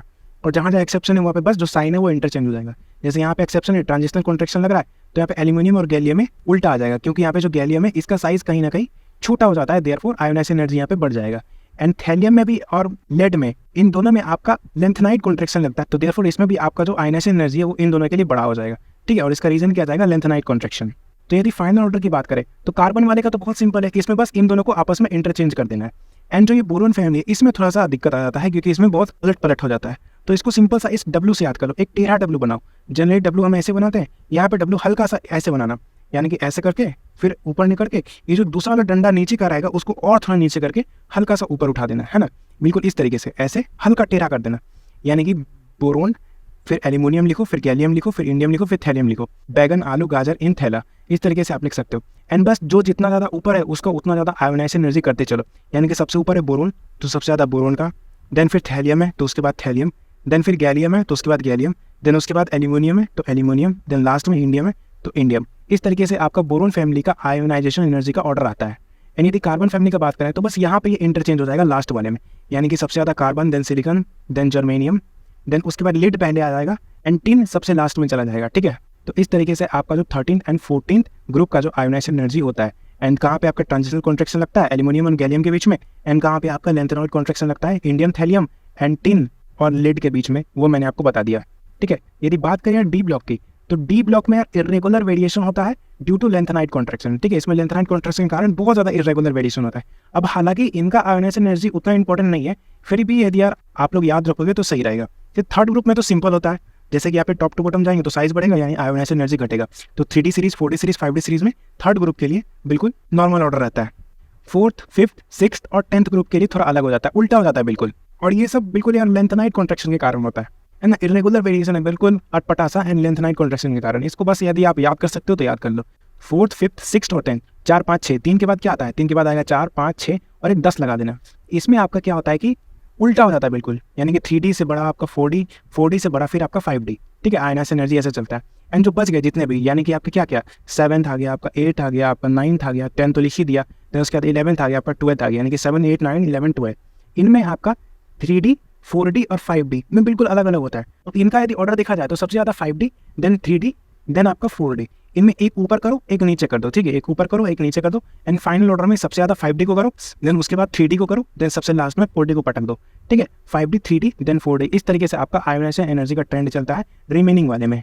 तो उम्मीद करता हूँ आप लोग को block wise ionisation energy, that is S block का, पी ब्लॉक का एंड डी ब्लॉक का आयोनाइजेशन एनर्जी समझ में आ गया होगा। नेक्स्ट है इलेक्ट्रॉन गेन एंथैल्पी, है ना, यानी कि इलेक्ट्रॉन को लेने की क्षमता, उसको हम लोग जनरली इलेक्ट्रॉन एफिनिटी बोलते हैं। ठीक है, यानी कि जो जितना ज़्यादा इलेक्ट्रॉन को गेन कर सकता है, जो जितना ज़्यादा इलेक्ट्रॉन के लिए भूखा है, उसका इलेक्ट्रॉन एफिनिटी उतना ही ज़्यादा ही होगा। ठीक है, तो इलेक्ट्रॉन गेन एंथैल्पी क्या होता है, addition of electron. For example ये मेटल है, इसमें इलेक्ट्रॉन का एडिशन कर रहे हैं, M- हो जाएगा, यानी कि ये Ni बन जाएगा।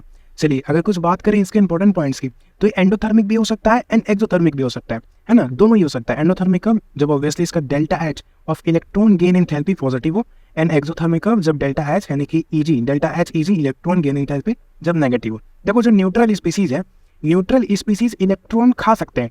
ठीक है, न्यूट्रल स्पीसीज इलेक्ट्रॉन खा भी सकते हैं और नहीं भी खा सकते हैं, वो थोड़ा अलग अलग केस में चलता है। लेकिन कैटाइनिक स्पीसीज यानी कि जिसके पास पॉजिटिव चार्ज है, यानी कि जो बिल्कुल इलेक्ट्रॉन के लिए भूखा है, भाई पॉजिटिव तो इलेक्ट्रॉन को बुलाएगा ही ना। जो भाई इलेक्ट्रॉन के लिए भूखा है वो तो इलेक्ट्रॉन खाएगा ही खाएगा, यानी कि उसके लिए कोई एनर्जी, एक्स्ट्रा एनर्जी चाहिए ही नहीं। भाई तुम मुझे इलेक्ट्रॉन दो, मैं तुम्हें एनर्जी दूंगा, है ना। तुम मुझे इलेक्ट्रॉन दो, कैटाइन बोल रहा है, तुम मुझे इलेक्ट्रॉन दो, मैं तुम्हें एनर्जी दूंगा। तो यार कैटाइन के लिए इलेक्ट्रॉन खिलाएंगे तो दौड़ के खा लेगा, देयरफॉर ये एक्सोथर्मिक होगा एंड इसका जो डेल्टा एच है वो नेगेटिव होगा। एंड ये हमेशा ऑल, बिल्कुल एक्सेप्शन नहीं।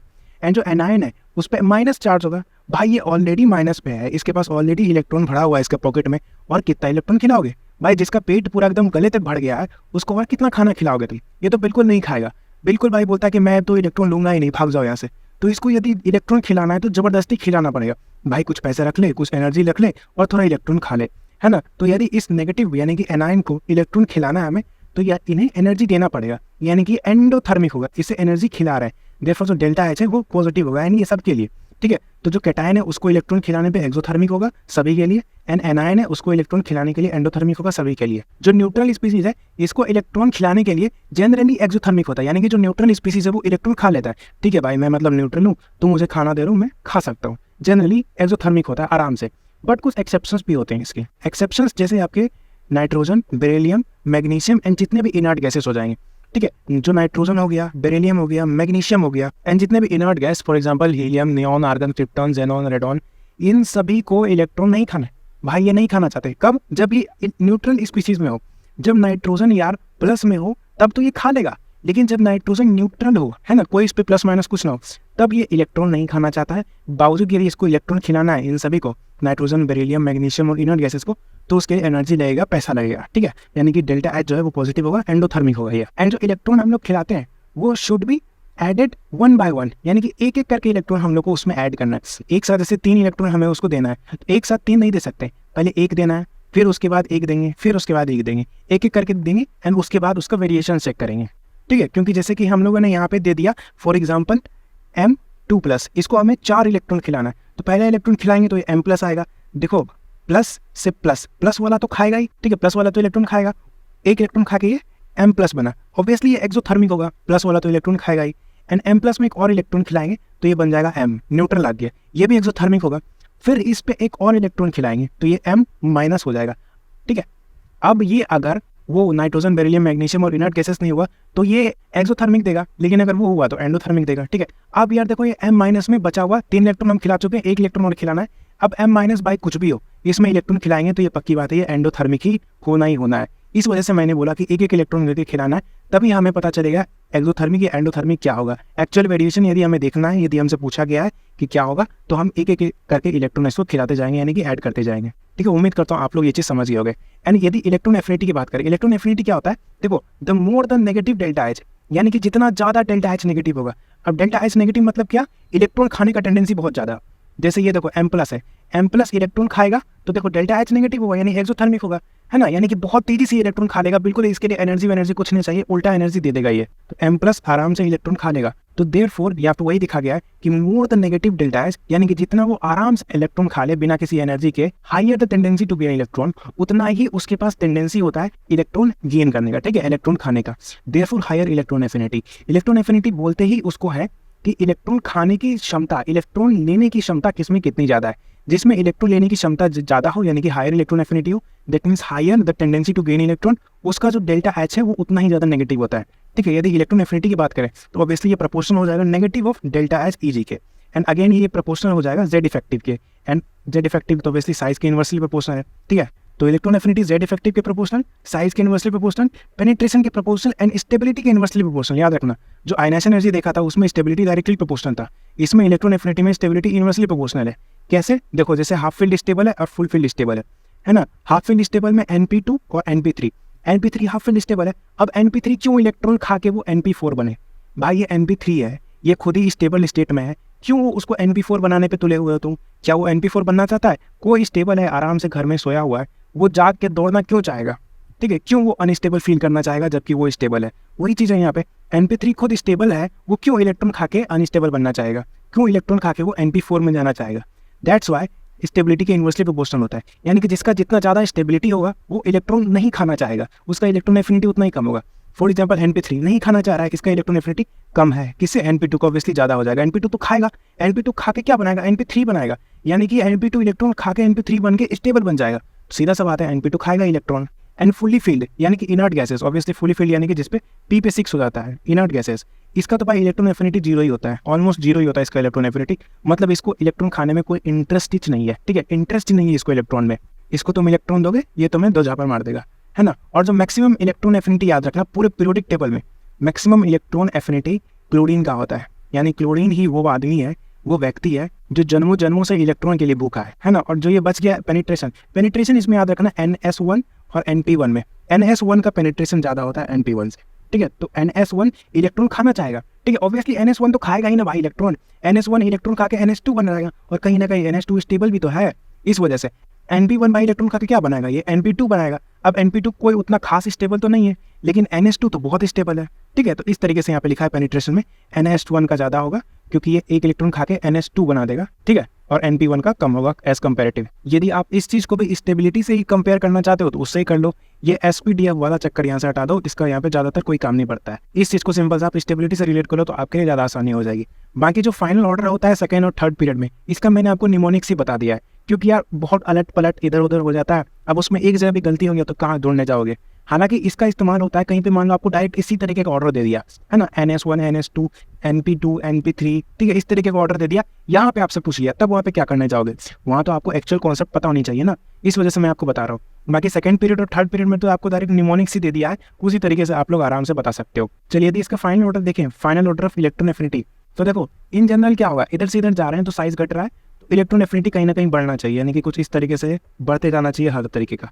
लेकिन एक्सेप्शन कहाँ पे आता है, एक्सेप्शन आता है यहाँ पे NS1 और NS2 में, ठीक है। अब देखो NS1 जो है ये इलेक्ट्रॉन खा के क्या बना देगा, NS2 बना देगा, NS1 इलेक्ट्रॉन खा के NS2 बना देगा, तो पक्की बात है NS1 का इलेक्ट्रॉन एफिनिटी ज़्यादा होगा। एंड यहाँ पे वही आपको कह सकते हो पेनिट्रेशन लग रहा है, या कह सकते हो आप लोग स्टेबिलिटी लग रहा है, ठीक है। मैं आपको बोलता हूँ आप लोग स्टेबिलिटी से ही इस वाले को रिलेट करना, NS1 वाले को, ये क्योंकि इलेक्ट्रॉन एक खा के NS1 एक इलेक्ट्रॉन खा के NS2 बना देगा, जो कि स्टेबल होता है। एंड NS2 एक इलेक्ट्रॉन खा के क्या बनाएगा, NP1 बनाएगा, जो कि उतना स्टेबल नहीं है, ठीक है ना। एंड यहाँ पे NP2 और NP3 तो भाई बिल्कुल भी इलेक्ट्रॉन नहीं खाना चाहेगा, तो देयरफॉर इसका कम हो जाएगा NP2 से, क्योंकि NP2 जो है वो इलेक्ट्रॉन खा के NP3 में कन्वर्ट होगा, जो कि हायर स्टेबल है।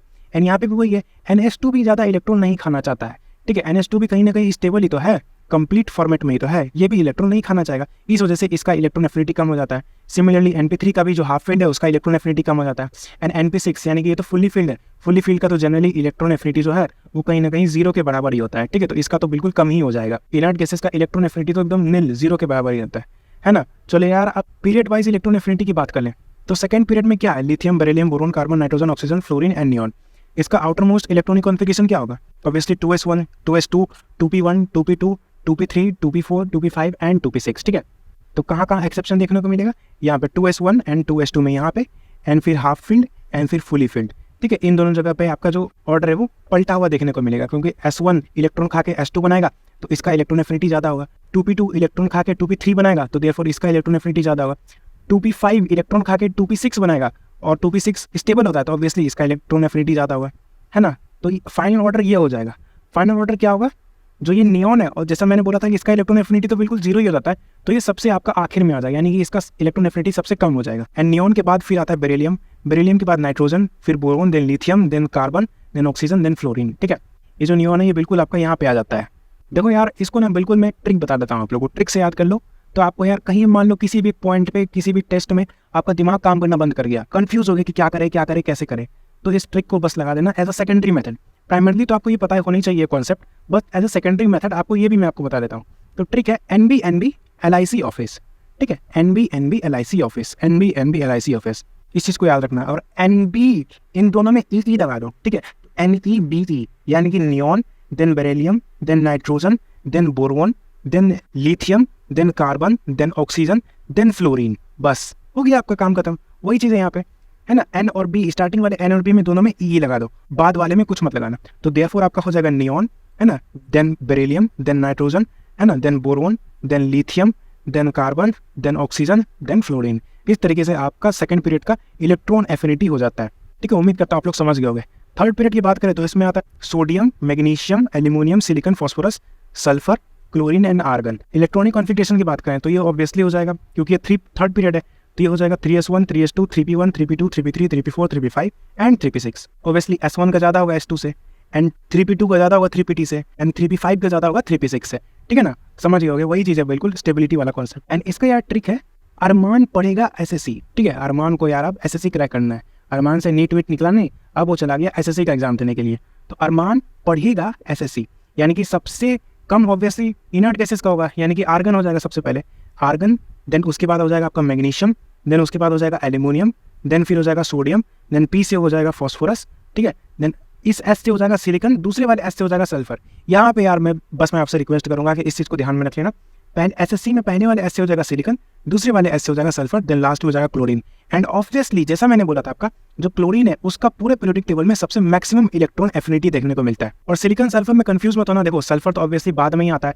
ठीक है, तो इस डायरेक्शन में जनरली यदि हम लोग देखें, इन जनरल विदाउट एक्सेप्शन, तो इलेक्ट्रॉन एफिनिटी जो है वो कहीं ना कहीं बढ़ता ही तो है। साइज घट रहा है, देयरफॉर इलेक्ट्रॉन एफिनिटी बढ़ेगा, है ना। यहाँ पे जो ऑर्डर है साइज और इलेक्ट्रॉन एफिनिटी, तो इस डायरेक्शन में इन जनरल साइज घटता है और इलेक्ट्रॉन एफिनिटी बढ़ता है। तो ऑब्वियसली सल्फर बाद में आ रहा, तो इसका इलेक्ट्रॉन एफिनिटी ज़्यादा होगा सिलिकॉन से। ठीक है, तो इसको तो आप इन जनरल भी याद कर सकते हो। एंड टोटल क्या हो जाएगा, कंप्लीट ट्रिक ये हो जाएगा, अरमान पढ़ेगा SSC, that is argon, magnesium, aluminium, sodium, phosphorus, silicon, sulphur and chlorine. चलो यार, अब यदि ग्रुप वाइज की बात करें, तो ग्रुप वाइज में यार मुझे बस सेकंड पीरियड और थर्ड पीरियड के ही एलिमेंट्स ज़्यादातर देखने, है ना। बाकी ग्रुप वाइज में नॉर्मल ट्रिक रहता है साइज और इलेक्ट्रॉन एफिनिटी का। ठीक है, यूनिवर्सली प्रोपोर्शनल। बट ये सेकंड और थर्ड पीरियड में थोड़ा सा कुछ में डिफरेंस देखने को मिल जाए। जैसे फॉर एग्जांपल मैंने यहाँ पे पी ब्लॉक लिखा हुआ है, तो electron affinity of third period greater हो जाता है सेकंड पीरियड से। अब देखो होना क्या चाहिए था, टॉप टू बॉटम जा रहे हैं, तो जो साइज है, साइज हमारे पास बढ़ रहा है, तो देयरफॉर इलेक्ट्रॉन एफिनिटी घटना चाहिए था। लेकिन यहाँ पे हो रहा है कि साइज भी बढ़ रहा है टॉप टू बॉटम जाने पे, और इलेक्ट्रॉन एफिनिटी भी बढ़ रहा है। तो ये थोड़ा सा उल्टा देखने को नहीं मिल गया सेकंड पीरियड और थर्ड पीरियड में, लेकिन ये होता है ना। Electron affinity of third period, क्या चीज, electron affinity of third period greater than second period. अब ऐसा क्यों होता है, बिकॉज ऑफ इलेक्ट्रॉन रिपल्शन, क्योंकि इलेक्ट्रॉन रिपल्शन हो जाता है 2p सबसेल में। ये जो आपका सेकंड पीरियड है, इसमें हमें इलेक्ट्रॉन रिपल्शन देखने को मिलता है। सेकंड पीरियड वाले है, इसका साइज भी छोटा एंड इलेक्ट्रॉन रिपल्शन भी हो रहा है, तो ये थोड़ा इलेक्ट्रॉन खाने में, है ना, इलेक्ट्रॉन खाने में थोड़ा नखरा दिखाएंगे। इस वजह से इसका electron affinity as compared to third period वाले से कम हो जाता है। थर्ड पीरियड वाले तुरंत खचाखच इलेक्ट्रॉन खा लेंगे। ठीक है, तो इस चीज़ को बहुत अच्छे तरीके से याद रखना। बोरोन है उससे ज़्यादा हो जाएगा एल्यूमिनियम का, कार्बन से ज़्यादा होगा सिलिकॉन का, नाइट्रोजन से ज़्यादा फॉस्फोरस का, ऑक्सीजन से ज़्यादा सल्फर का, एंड फ्लोरीन से ज़्यादा क्लोरीन का। एंड ऑब्वियसली क्लोरीन तो सबसे मैक्सिमम इलेक्ट्रॉन एफिनिटी होता है। देखो दो इसमें इंपॉर्टेंट ऑर्डर है। कौन कौन से दो इंपॉर्टेंट ऑर्डर है आपके, ये आपके 16th ग्रुप वाले एंड ये आपके 17th ग्रुप वाले, ये दोनों इंपॉर्टेंट ऑर्डर में आते हैं। तो इंपॉर्टेंट ऑर्डर में आपका 16th ग्रुप वाले का क्या हो जाएगा, जो ऑक्सीजन है ना, ऑक्सीजन, इसको सबसे लास्ट में पटक दो। अब जनरल ऑक्सीजन का क्या होता है, उस से टीपो, इस ऑक्सीजन को सबसे लास्ट में पटक दो उठा के। ठीक है, उससे टीपो में ऑक्सीजन को सबसे लास्ट में घुसा दो, है ना। अब इन जनरल क्या होता है, इन जनरल से टॉप टू बॉटम जा रहा है, तो साइज बढ़ रहा है, तो इलेक्ट्रॉन एफिनिटी घटेगा, तो सब में घटने वाला लगा दो। ठीक है, तो ऑक्सीजन को लास्ट में पटको और साइज घटने वाला लगा दो। एंड यहाँ पे 17th ग्रुप में फ्लोरीन और क्लोरीन को एक्सचेंज कर दो, है ना। जैसे टॉप टू बॉटम जा रहे हैं तो इलेक्ट्रॉन एफिनिटी घट रहा होगा। एंड यहाँ पे सबसे आगे क्या होता है, chlorine, then bromine, then iodine. इस क्लोरीन को उठा के सबसे आगे कर दो। ऑब्वियसली हम लोग जान ही रहे हैं कि क्लोरीन का मैक्सिमम इलेक्ट्रॉन एफिनिटी होता है। मैं आपको बार बार क्यों बता रहा हूँ, क्योंकि बहुत बार क्वेश्चन आ चुका है कि मैक्सिमम इलेक्ट्रॉन एफिनिटी किसका होता है। ठीक है, तो क्लोरीन का ज़्यादा होता है, तो क्लोरीन सबसे आगे में आ जाएगा, देन उसके बाद fluorine and bromine, then iodine. ये होता है आपका 17th ग्रुप का इलेक्ट्रॉनिक एफिनिटी का ऑर्डर। एंड 16th ग्रुप का इलेक्ट्रॉन एफिनिटी का ऑर्डर तो मैंने बता दिया, ऑक्सीजन को उठा के सबसे लास्ट में पटक दो, बस इतना ही करना है आपको। ठीक है गाइस, उम्मीद करता हूँ आप लोग को ये electron gain enthalpy and electron affinity बहुत अच्छे से समझ में आ गया होगा। मैंने पूरी कोशिश की है कि जितना मुझे आता था मैं आपको बता सकूँ। ठीक है, चलिए नेक्स्ट है इलेक्ट्रोनेगेटिविटी। इलेक्ट्रोनेगेटिविटी क्या होता है, ये होता है tendency of atom to attract share pair of electron, है ना। देखो यार मैं आपको पहले बता दूं, इलेक्ट्रोनेगेटिविटी में कोई भी आपका एक्सेप्शन नहीं है। एंड ये होता है आपका टेंडेंसी ऑफ एटम का ऐसा टेंडेंसी तो अट्रैक्ट कर लेगा शेयर पेयर ऑफ इलेक्ट्रॉन को। फॉर एग्जाम्पल ये ए है, ये बी है, ए मान लेते हैं ज़्यादा इलेक्ट्रोनेगेटिविटी है ना, तो ये क्या काम करेगा, ये इलेक्ट्रॉन को खींचेगा। जो जितना ज़्यादा इलेक्ट्रोनेगेटिविटी होता है वो इलेक्ट्रॉन को उतना ही ज़्यादा अपने पास खींचने की क्षमता रखता है। ठीक है, तो बी से इलेक्ट्रॉन हल्का हल्का खींचना चालू कर देगा, पूरा इलेक्ट्रॉन इसका नहीं खींच लेगा, है ना, थोड़ा थोड़ा बस स्लाइटली शिफ्टिंग कराएगा इलेक्ट्रॉन को। मान लो जैसे यहाँ पे इसके पास ये दो इलेक्ट्रॉन है, तो इसका हल्का सा शिफ्टिंग कराते रहेगा इधर पे, है ना, पूरा खींच के अपने पास अपने बाजू में अपने पॉकेट में नहीं रख लेगा, शिफ्टिंग कराएगा हल्का सा। तो देयरफॉर बी पे पार्शियल पॉजिटिव आ जाता है एंड ए पे पार्शियल नेगेटिव आ जाता है। इस पे जितना पार्शियल पॉजिटिव आएगा इस पे उतना ही पार्शियल नेगेटिव आएगा, आप तो बस इतना ही समझो। एंड जो ये बॉन्ड बन जाएगा ये एक पोलर बॉन्ड बनेगा। और पोलर बॉन्ड क्यों क्रिएट हुआ, ड्यू टू इलेक्ट्रोनेगेटिविटी डिफरेंस, है ना, डेल्टा ई एन। इसका कुछ ज़्यादा इलेक्ट्रोनेगेटिविटी होगा, इसका कम इलेक्ट्रोनेगेटिविटी होगा। मान लेते हैं इसका 3 है और इसका 2 है, तो डिफरेंस कितना हुआ, डिफरेंस हो गया आपका delta E N equals 1। Therefore यहाँ पे पोलर बॉन्ड क्रिएट हो गया, एंड जिसका ज़्यादा इलेक्ट्रोनेगेटिविटी था उस पर डेल्टा नेगेटिव, एंड जिसका कम था उस पर डेल्टा पॉजिटिव आ गया। ठीक है, ये आपका कुछ इलेक्ट्रोनेगेटिविटी का डेटा दिया हुआ है, इसको आप लोग याद करो तो ज़्यादा अच्छा रहेगा। इन जनरल क्या होता है कि जैसे हम लोग टॉप टू बॉटम जाते हैं, है ना, टॉप टू जैसे हम लोग बॉटम जाएंगे तो इलेक्ट्रोनेगेटिविटी जो है वो घटता है, एंड लेफ्ट टू राइट जाएंगे यानी कि अलोंग द पीरियड तो इलेक्ट्रोनेगेटिविटी जो है वो बढ़ता है। ठीक है, left to right along the period electronegativity बढ़ेगा, top to bottom along the group electronegativity घटेगा, है ना। तो ये इन जनरल होता है। ठीक है, इस चीज़ को आप याद रखना। वही चीज़ यहाँ पे जैसे हम लोग लेफ्ट टू राइट जा रहे हैं तो इलेक्ट्रोनेगेटिविटी बढ़ रहा है, लिथियम का है 1, बेरिलियम का है 1.5, बोरोन का है 2, कार्बन का है 2.5, नाइट्रोजन का है 3.0, ऑक्सीजन का है 3.5, फ्लोरीन का है 4.0, है ना, सोडियम का है आपका 0.9। ऊपर से नीचे आ रहे हैं तो देखो इलेक्ट्रोनेगेटिविटी घट रहा है ना। मैग्नीशियम का हो जाएगा 1.2, एल्यूमिनियम का 1.5, सिलिकॉन का 1.8, फास्फोरस का 2.1, सल्फर का 2.5, क्लोरीन का 3.0। तो यदि आप इन चीज़ों को याद कर सकते हो तो मैं आपको बोलूंगा याद कर लो। जो पहले वाला है उसमें तो यार देखो 0.5 का डिफरेंस चलते आ रहा है। ठीक है, 0.5 का इसमें डिफरेंस चल रहा है, और जो दूसरे वाला है उसमें आपका यहाँ तक 0.3 का डिफरेंस चलता है। 0.9 से 0.3 ऐड करोगे तो 1.2, 0.3 ऐड करोगे तो 1.5, 0.3 ऐड करोगे तो 1.8, 0.3 ऐड करोगे तो 2.1, एंड यहाँ से आपका इसमें 0.4 ऐड कर लो, देन इसमें 0.5 ऐड कर लो, तो 0.4 ऐड करोगे तो 2.5 एंड 0.5 ऐड करोगे तो 3। ठीक है, यदि आप लोग ये याद कर सकते हो तो कर लो, क्योंकि ये डायरेक्ट इसके कभी कभी आपसे डायरेक्ट न्यूमेरिकल वैल्यू भी पूछा जा सकता है, और यदि आपको ये नहीं पता हुआ तो आप कैसे करोगे। हालांकि ऐसे क्वेश्चन कम मिलते हैं, डायरेक्ट आपका इलेक्ट्रोनेगेटिविटी ऑर्डर का क्वेश्चन ज़्यादा मिलता है, पर फिर भी आप यदि कितना याद कर लोगे तो क्या जाएगा आपका। याद कर सकते हो तो कर लो, नहीं कर सकते हो तो छोड़ दो।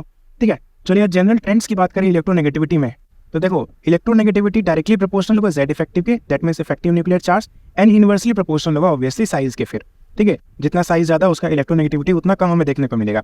और क्या, और ये डायरेक्टली प्रोपोर्शनल होगा ऑक्सीडेशन स्टेट के। ऑक्सीडेशन स्टेट क्योंकि यार देखो कुछ सेम एलिमेंट है ना, एक ही एलिमेंट है, वो डिफरेंट ऑक्सीडेशन स्टेट शो करते हैं। ठीक है, देयरफॉर डिफरेंट इलेक्ट्रोनेगेटिविटी आएगा। यदि एक एलिमेंट है वो अलग अलग ऑक्सीडेशन स्टेट शो कर रहा है, एंड ऑक्सीडेशन स्टेट इलेक्ट्रोनेगेटिविटी पे डिपेंडेंट है, तो उसका यार इलेक्ट्रोनेगेटिविटी भी अलग अलग आएगा। फॉर एग्जाम्पल यहाँ पे देखो MnO, MnO2, Mn2O7, इनमें सबका ऑक्सीडेशन स्टेट अलग अलग है। किस चीज का, मैंगनीज का। ठीक है, जैसे इसमें MnO में मैंगनीज का ऑक्सीडेशन स्टेट है +2, MnO2 में मैंगनीज का ऑक्सीडेशन स्टेट है +4, एंड Mn2O7 में इसका है +7। ठीक है, तो सब में देखो इसका ऑक्सीडेशन स्टेट अलग अलग है, तो जिसके कारण से जो इलेक्ट्रोनेगेटिविटी है वो भी अलग अलग आता है। +7 वाला इसका इलेक्ट्रोनेगेटिविटी सबसे ज्यादा होगा, देन +4 का, देन +2 का। जितना ज्यादा हमारा ऑक्सीडेशन स्टेट होगा उतना ज्यादा ही एसिडिक कैरेक्टर भी होगा, और उतना ज्यादा ही उसका इलेक्ट्रोनेगेटिविटी भी होगा, है ना। और ये परसेंटेज एस कैरेक्टर पे भी ऐसे ही डिपेंड करता है। For example sp, sp2, sp3, ये सभी हमारे पास हाइब्रिडाइजेशन है। हाइब्रिडाइजेशन में देखो sp में 50% एस है। ऐसा कैसे होता है, देखो ये दोनों दो हैं, हमारे पास टोटल कितने टर्म्स है, 2 टर्म्स है, एंड 2 टर्म्स में टोटल टर्म्स 2 है, एंड 2 टर्म्स में जो एस है, एस कितना है 1, तो हाफ कितना होता है हमारे पास, ऑब्वियसली 50% ही होता है। यदि इसमें बात करें sp2 में, तो इसमें टोटल है 3 टर्म्स, और उसमें s कितना है 1, तो 1/3 कितना होता है, ऑलमोस्ट 33% ऑफ s। sp3 में टोटल है 4 टर्म्स, उसमें से s कितना है 1, तो 1/4 कितना होता है 25%। ठीक है, तो sp में 50% s, sp2 में 33% s, एंड sp3 में 25% s। तो देयरफॉर जितना ज्यादा s होगा, जितना ज्यादा परसेंटेज ऑफ s कैरेक्टर होगा, उतना ज्यादा ही उसका इलेक्ट्रोनेगेटिविटी होगा। ठीक है, तो sp का सबसे ज्यादा, देन sp2, देन sp3। और क्या, ये डायरेक्टली प्रोपोर्शनल होता है बॉन्ड पोलैरिटी के। बॉन्ड पोलैरिटी को ही आयोनिक कैरेक्टर हम लोग बोल सकते हैं, और ये ज्यादातर इलेक्ट्रोनेगेटिविटी वैल्यू से पता चलता है, इस वैल्यू से। ये देखो यहाँ पे जो पोलर बॉन्ड बना था ना, यही तो इलेक्ट्रोनेगेटिविटी डिफरेंस के कारण बना ना, और जितना ज्यादा हमारे पास ये इलेक्ट्रोनेगेटिविटी डिफरेंस होगा उतना ही ज्यादा हमारे पास जो बॉन्ड है वो और पोलर बनते जाएगा, यानी कि आयोनिक कैरेक्टर और ज्यादा होगा उसका। ठीक है, और क्या, और ये इलेक्ट्रोनेगेटिविटी एसिडिक कैरेक्टर पे भी डिपेंडेंट होता है। जितना ज्यादा एसिडिक कैरेक्टर या जितना ज्यादा इलेक्ट्रोनेगेटिविटी, दोनों आपस में डायरेक्टली प्रोपोर्शनल होते हैं, एंड ऑब्वियसली तब ये फिर बेसिक कैरेक्टर के इनवर्सली प्रोपोर्शनल हो जाएगा। ठीक है, इस चीज को आप लोग याद रखिएगा। चलिए अब यदि ऑक्साइड्स की बात करें, ऑक्साइड्स में हमें metallic oxides, non metallic oxides, amphoteric oxide and D block oxides के बारे में देखना है। जो मेटेलिक ऑक्साइड्स होता है वो जनरली बेसिक इन नेचर होता है। ठीक है, बेसिक इन नेचर होगा। फॉर एग्जांपल मेटल्स के ऑक्साइड, ऑब्वियसली उसी को तो मेटेलिक ऑक्साइड बोलेंगे ना, जैसे कि K2O, MgO, Rb2, इस तरीके से यहाँ पे K, Mg, Rb ये सभी मेटल्स ही तो है। तो मेटल्स के ऑक्साइड बेसिक्स होते हैं, एंड मेटेलिक ऑक्साइड में H2O डालेंगे तो हमें बेस मिल जाएगा। ठीक है, इस चीज को याद रखना। फॉर एग्जाम्पल N2O है ना, सोडियम का ऑक्साइड में H2O डालेंगे तो NaOH बेस मिल जाएगा। नॉन मेटेलिक ऑक्साइड की बात करें तो ये जनरली एसिडिक इन नेचर होते हैं। For example nitrogen oxide and Cl2O3। And non metallic oxide में यदि H2O डालेंगे तो हमें एसिड मिल जाएगा। CO2 obviously non metallic oxide है, इसमें H2 डालेंगे तो H2CO3 यानी कि कार्बोनिक एसिड मिल जाएगा। एंड एक और बात जो कि बहुत बहुत ज्यादा ही इंपॉर्टेंट है कि फ्यू नॉन मेटेलिक ऑक्साइड, कुछ ऐसे नॉन मेटेलिक ऑक्साइड है जो न्यूट्रल इन नेचर होते हैं। जनरली तो ये एसिडिक इन नेचर होते हैं, पर कुछ ऐसे नॉन मेटेलिक ऑक्साइड्स है जो न्यूट्रल होते हैं in nature. For example CO यानी कि carbon monoxide, NO, H2O and N2O, ये सभी के सभी हमारे नॉन मेटेलिक ऑक्साइड है, बट ये न्यूट्रल होते हैं इन नेचर, या आप इन सभी को न्यूट्रल ऑक्साइड्स भी बोल सकते हैं। कौन कौन से न्यूट्रल ऑक्साइड्स हो जाएंगे? CO, NO, H2O, N2O, ये सभी के सभी आपके न्यूट्रल ऑक्साइड्स कहलाते हैं। चलिए एम्फोटेरिक ऑक्साइड्स की बात करें तो ये both acidic and basic character show करते हैं। एंड जिसको याद करने का ट्रिक है, जनाबे आली सबसे अच्छा पंजाबी सॉन्ग भी गाया करो। जनाबे आली है ना, जनाबे आली सबसे अच्छा पंजाबी सॉन्ग भी गाया करो। एंड जो ये V है, ये V5 वाला हमें लेना है, एंड जो ये क्रोमियम है, ये क्रोमियम +3 वाला लेना है। इसके जो भी आपके ऑक्साइड्स बनेंगे है ना, और बाकी ये सब जो है इसके कोई भी ऑक्साइड्स बन जाए, जैसे आपके Zn का कोई ऑक्साइड बन जाए है ना, बेरिलियम का कोई बन जाए, एल्यूमिनियम का बन जाए, जैसे Al2O3 ये बन जाए, ये सभी के सभी आपके एम्फोटेरिक ऑक्साइड्स होते हैं। बट जैसे V5 है, V+5, तो इसका जैसे V2O5 यही वाला आपका बनेगा। ठीक है, याद रखना जो क्रोमियम है, क्रोमियम का +3 वाला एम्फोटेरिक होता है जैसा कि हमने देखा, एंड क्रोमियम का +6 वाला, यदि क्रोमियम में +6 आ जाए यानी कि इसका ऑक्सीडेशन नंबर बढ़ जाए, ऑक्सीडेशन नंबर बढ़ जाएगा तो इसका एसिडिक कैरेक्टर भी बढ़ेगा। तो देयरफॉर क्रोमियम +6 वाला एसिडिक नेचर शो करता है, जैसा कि हमने यहाँ पे देखा भी था है ना। इलेक्ट्रोनेगेटिविटी ऑक्सीडेशन स्टेट पे डिपेंडेंट है और एसिडिक कैरेक्टर पे भी डिपेंडेंट है। Therefore acidic character oxidation state आपस में भी वो डायरेक्टली प्रोपोर्शनल होते हैं। तो जितना ज्यादा ही ऑक्सीडेशन स्टेट होता है उसका एसिडिक कैरेक्टर उतना बढ़ता है। ठीक है, तो समझ गए आप कि क्रोमियम +3 एम्फोटेरिक, क्रोमियम +6 एसिडिक। चलिए डी ब्लॉक ऑक्साइड्स की बात करें तो इनमें डी ब्लॉक में वेरिएबल ऑक्सीडेशन स्टेट होते हैं है ना। फॉर एग्जांपल यदि +1, +2, +3 रहेगा तो उसका नेचर बेसिक होगा है ना, कम ऑक्सीडेशन स्टेट है तो उसका नेचर बेसिक होगा। +4 यदि हमें देखने को मिल जाए तो उसका नेचर एम्फोटेरिक होगा।